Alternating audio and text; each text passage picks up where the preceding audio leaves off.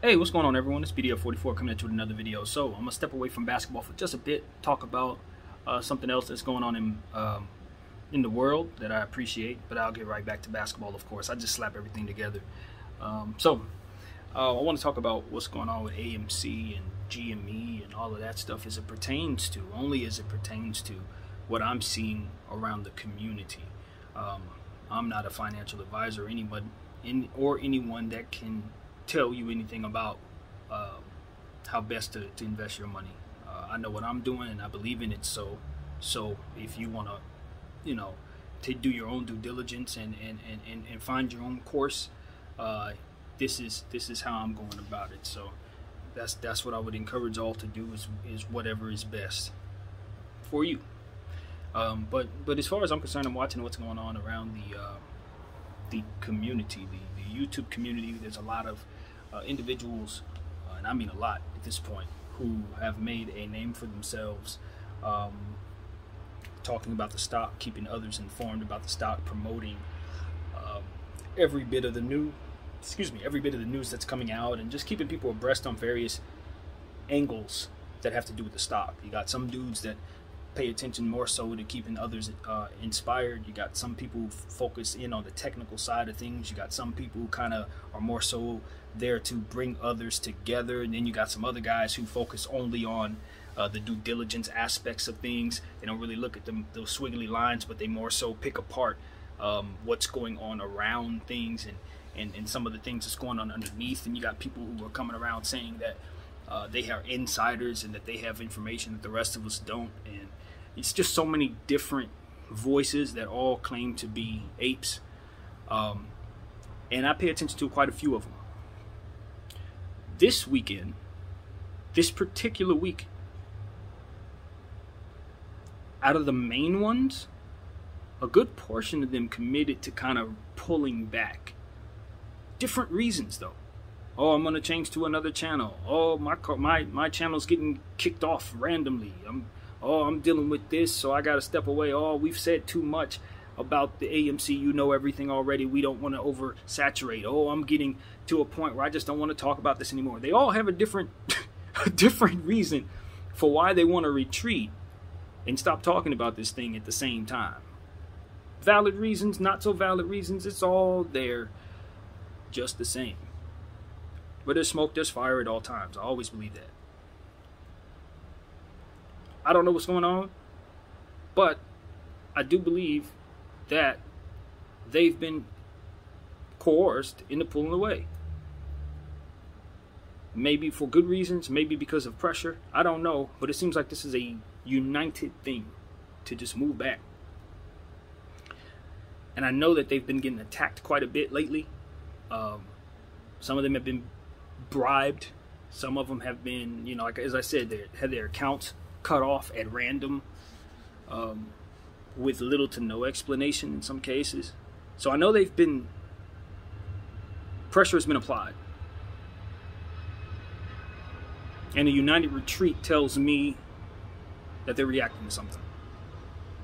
So take that for what it's worth. That's just my opinion based on just my experiences in this life, paying attention to certain things as they happen. That is what I'm seeing. Now, do I have a problem with it as it pertains to, do I need their motivation to keep me in focus in doing what I need to do? No. They're not wrong, those who say that they've said everything for the most part in regards to getting everyone to knowing what they need to know. Yeah, they have. And there's a such thing as oversaturation, especially in music particularly, where an artist can be out there showing their face too much and being the love turns into hate. It's just called oversaturation. So I understand that the AMC could be at a space where it's oversaturated. But more so, I'm looking at the fact that we've been getting weighed down for about a month and a half. Ever since the great run-up to $77, we've been getting jagged, and I guess it's jagged is the line downward. It's been kind of like that. Even though we've had some good days here and there, for the majority of the time we've been riding sideways, and jaggering down. Even though we're up in the cosmos in comparison to where we were trading at the beginning of this process. So most of the people who got in early are still very much in the money and still feeling good about their position. But those who bought at 70, 60 and stuff like that, they've had to endure losses and had to stay at those losses for months. Some of them after holding sideways for a month. So what I'm saying is the tactics that have been used to psychologically affect the apes is much more advanced than it was in the beginning stages of this fight. Earlier on, they kept us riding sideways, but we were at so low of a point to where most people really hadn't lost a lot of money. Even though they were sitting on losses, it weren't as substantial. Most people looked at it as an opportunity to buy cheap shares, really cheap shares. At this price, having it run all the way up to 70 and then come down, most people who've been coming in over the last 3 months are sitting at losses and haven't experienced the enjoyment, well, not 3 months, I'd say a month and a half, 2 months more so, but really haven't enjoyed the moment that we all had when we saw it rise up however many 100%. What I'm saying is they've hired a lot of people, and I say they, I mean those who are fighting against us, the hedge funds and people who are on their side, have hired some of the best psychological professionals to help them figure out a way to shake us from our position and ultimately make us want to sell our shares. The best thing that they've done is what they've done over the last month and a half, which is combine a bunch of FUD and a bunch of bullcrap news, some of which is true, some of which is not, coupled with how they've manipulated the stock in such a way to bore and frustrate the hell out of everyone who enjoyed the run-up as well as those who purchased afterward. My thing is, because the due diligence is already done, and because all of us who've been in this thing for as long as January can tell everyone who's jumped in over the last couple months what this thing is really capable of, what it's about, and what it feels like, I would just say that my gut tells me that this is sustainable for a bit longer because of how much goes into what it is that they're doing and how it's set up for them to continue to do it. But eventually, this thing is going to pop because of all the pressure that they're using against it, coupled with the people who are purchasing, who are making it so that this thing continues to be a combustible type of thing, an entity, a combustible entity.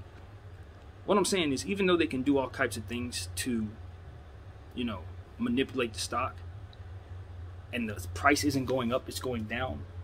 If you know anything about math, anything about pressure, anything about just physics in general, when you put a lot of pressure on both sides, it doesn't matter what you're doing to manipulate it, eventually it's going to reach a peak and overflow. Just like water in a cup, just like anything else, just like volcano. You wait forever for that volcano, but if enough pressure comes about, that thing is going to pop. It's eventual. From where I'm sitting, that's what this stock, or these combination of stocks, or even the practice of shorting stocks that are being held in this regard, because there's more than just those two. That's the danger that those against us are facing. So never before have I been more convinced that this is something that I am happy to be a part of, because they've done everything they can to shake the community and even in some cases get to some of the people who we believe in the most. Still, at the end of the day, I look around and people are all saying the same thing. We don't need a voice. We don't need to know what's going on with the squiggly line. And to a certain extent, we barely really care about what's going on behind the scenes. The only thing people are really concerned with this time in regards to this stock is the number of shares that they own and how many they can accumulate. That's it. They're weighing their number against the numbers that are being bragged about on these forums. So whatever price you are at, or whatever concern you may have about the reality of the situation, what I'm here to tell you is, as an ape, as someone who's been in this since January, that's literally how we're viewing it. We could care less about literally anything other than hoarding the number of shares we can have. We're not interested in the truth. We're not interested in whether or not the line is going up or going down. We're not interested in the community of YouTubers who are saying whatever they're saying. They're helpful for a lot of people. But for those of us who kind of just convinced already, we're in it for the long haul. We understand that there's no date on this. We understand that this could maybe be a situation where we may not live to see it happen. That's the reality of it. For those of us who are in it like myself, we understand that. This could happen tomorrow. This could happen 20 years from now. But the point is, the pressure that they are putting on these stocks are making it combustible. This is a volcano. This is a fault line that we're standing on. And one day, one random day, we're all going to be extremely happy that we've been hoarding as many shares as we've been able to. And we know it.